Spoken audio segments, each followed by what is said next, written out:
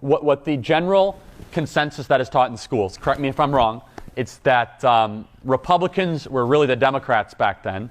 Abe Lincoln was actually a Democrat. In fact, I unearthed a plaque at University of Illinois Chicago that still stands to this day that says Abraham Lincoln Democrat, and they refuse to take it down. Still to this day.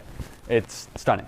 So they say that essentially the Republicans used to be the Democrats and the Democrats used to be the Republicans. So what are they really saying? Well, that Republicans have always been racist and they're still racist today. That's essentially what they're saying. Nothing could be further from the truth. The Republican Party was founded upon the election of Abraham Lincoln. The Republican Party has always been the party of human freedom, of human rights, and liberation from bondage. Has always been that party and will always be that party.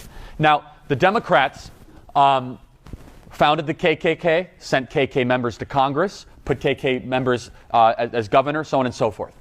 But the consensus that is taught in our schools is that somehow there was this great switch, that all of a sudden there was like a handshake done in Congress and they just like switched ideological parties.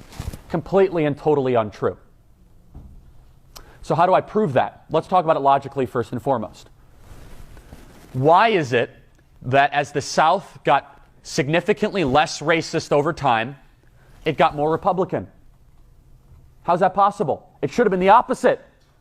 It should have been that if the South got less racist, it should have gotten more Democrat, correct? How is it that South Carolina, that has been commonly labeled as the most racist state in the country, elected an Indian American, daughter of first-generation immigrant as governor, and an openly a black senator? How is that possible with 67% of the vote?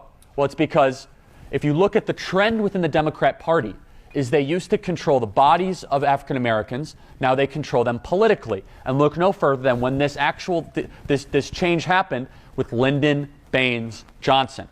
Now LBJ was a bitter and committed racist. He hated black people. He in fact opposed the Civil Rights Act for 20 years. He did not want to sign it. It was JFK that actually championed the Civil Rights Act. He was slaughtered in the streets of Dallas. And LBJ said, boy, I hope I don't have to get those N-word people the right to vote, because they were all Republicans in the South.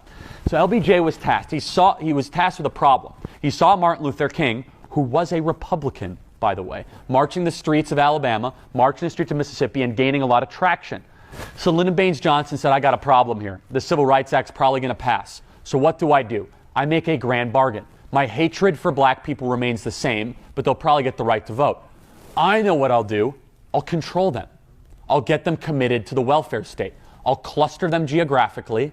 We'll deteriorate their family. We'll introduce drugs into the inner cities, not police them, subsidize single motherhood, and I'll have those N-words voting Democrat for the next 100 years. Direct quote in the presidential record.